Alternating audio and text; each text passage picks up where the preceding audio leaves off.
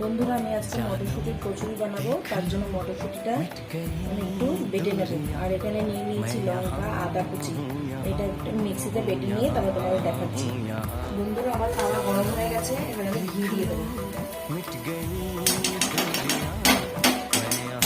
দিয়ে দেবো একটু জিরে ফোড়ন, দিয়ে দেবো একটু হিং।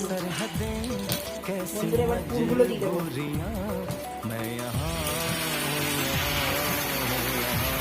দিয়ে দেবো একটু লবণ, দিয়ে দেবো একটু চিনি। এবার এগুলো একটু নেড়ে নেব।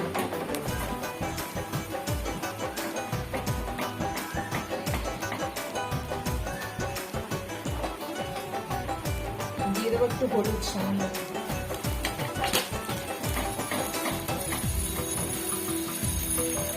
দিয়ে দেবো একটু জিরে গুঁড়ো। বন্ধুরা, এবার একটু বেসন দিয়ে দেবো।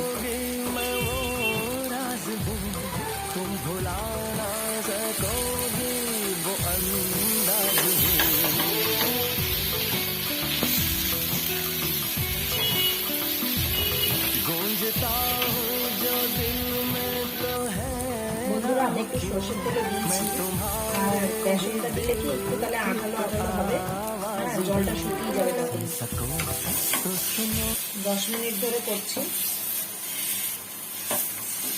গ্যাসটাকে একটু কমিয়ে দেবো, স্লো আছে করতে হবে, নাহলে পুড়ে যাবে।